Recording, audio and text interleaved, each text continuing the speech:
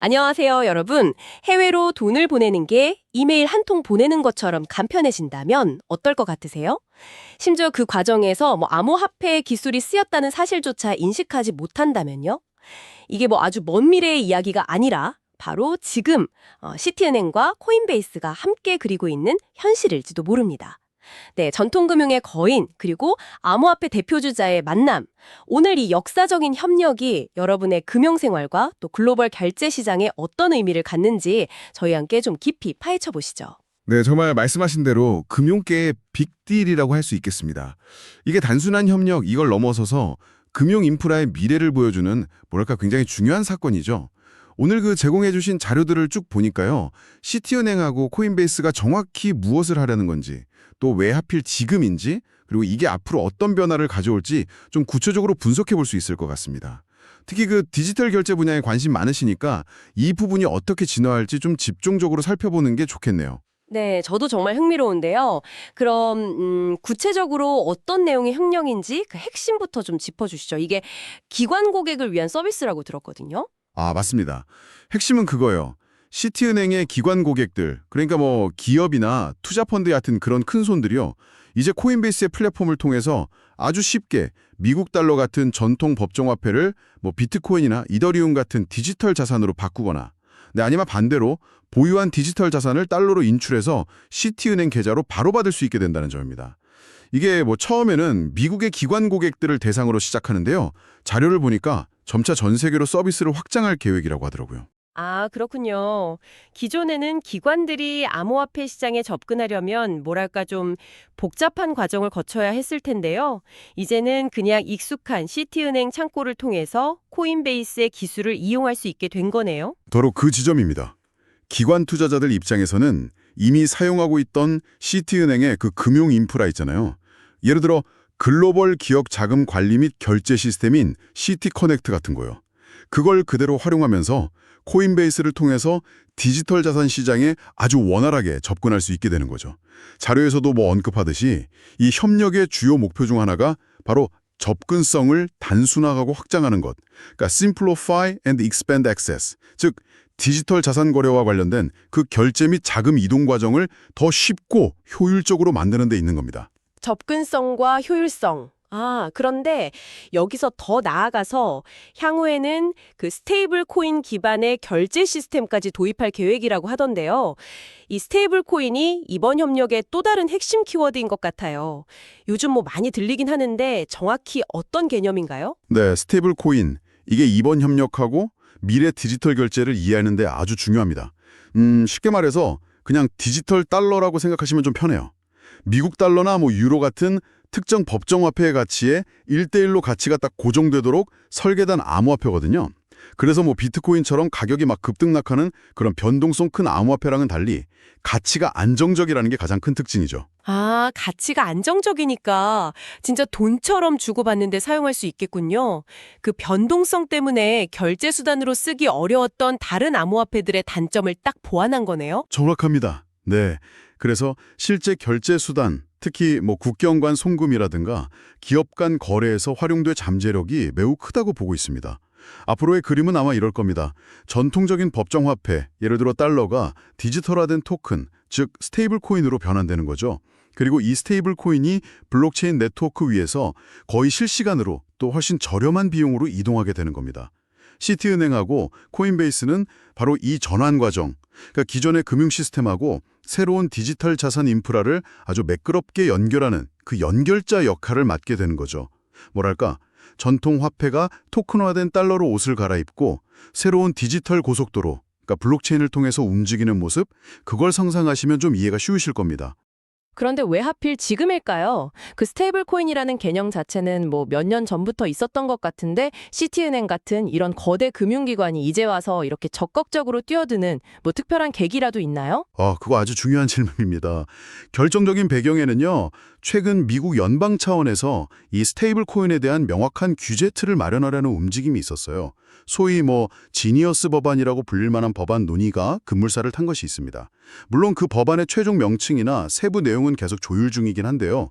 핵심은 연방정부 차원에서 스테이블 코인을 제도권 안으로 이제 끌어들이고 관리 감독하겠다는 아주 명확한 신호를 보냈다는 점입니다.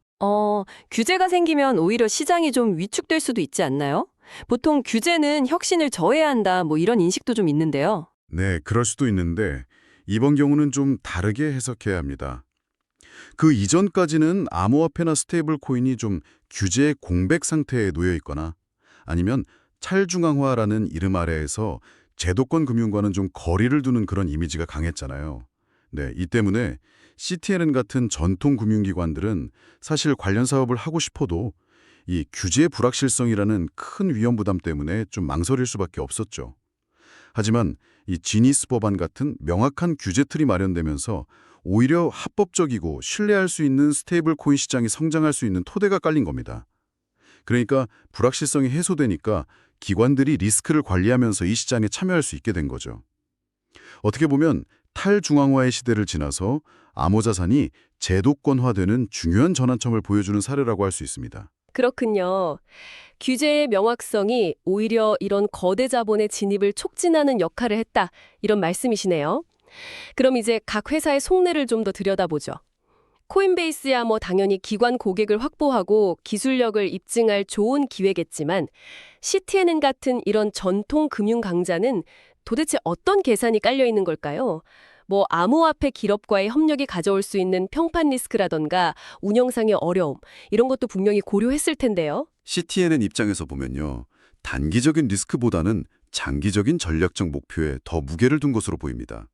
여러 가지 의도가 있겠지만 크게 한 두 가지 정도로 볼 수 있겠는데요. 첫째는 자신들이 이미 수십 년간 구축해온 그 강력한 글로벌 결제망이 있잖아요. 아까 말씀드린 시티코넥트 같은 시스템. 이걸 디지털 시대에 맞게 업그레이드하고 효율화하려는 것입니다.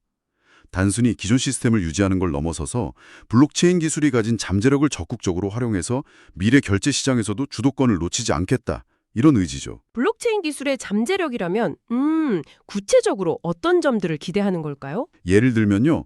지금보다 훨씬 빠른 결제 처리 속도, 특히 그 여러 단계를 거쳐야 했던 국가 간 송금에서 시간과 비용을 획기적으로 줄일 수 있는 가능성, 이런 거예요. 그리고 또 모든 거래 내역이 투명하게 기록되고 공유되니까 복잡한 정산 과정을 단순화하고 오류를 줄일 수 있는 점, 이런 것들입니다. 시티은행은 코인베이스와의 협력을 통해서 이런 신속 결제, 저비용 송금, 투명한 정산이라는 블록체인의 이론적 장점들을 실제 금융 환경에서 테스트하고 구현해 보려는 약간 실험적인 성격도 가지고 있는 것 같아요. 그리고 더 나아가서 장기적으로는 전 세계 중앙은행들이 발행을 검토 중인 중앙은행 디지털 화폐, 즉 CBDC, Central Bank Digital Currency 시대가 왔을 때 관련 기술과 운영 경험을 미리 확보하려는 그런 포석도 깔려 있다고 해석할 수 있습니다. 와, 단순히 그냥 암호화폐 거래를 중개하는 수준을 넘어서 미래 금융 인프라의 근본적인 변화에 대비하고 있다. 이런 거군요. 정말 큰 그림을 보고 움직이는 것 같습니다. 그럼 코인베이스의 입장은 좀 더 명확해 보이는데요. 네, 코인베이스는 최근 몇 년간 개인 투자자 시장에서의 성공을 발판 삼아서 기관 고객을 대상으로 한 서비스 확장에 매우 공격적으로 나서고 있습니다.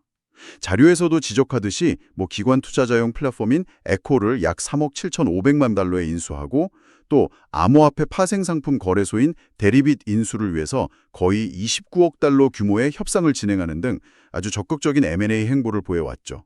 이른바 크립토 애저 서비스, 그러니까 암호화폐 관련 기술이나 커스터디, 수탁, 거래 인프라 이런 것들을 패키지화해서 다른 금융기관이나 기업에게 서비스 형태로 제공하는 그런 B2B 전략을 아주 강력하게 추진하고 있습니다. 그렇다면 이번 시티은행과의 협력은 코인베이스의 이런 기관 대상 사업 전략에 어떤 의미를 가지는 건가요? 코인베이스에게 이번 시티은행과의 협력은 그야말로 잭팟에 가까운 기회라고 할 수 있죠.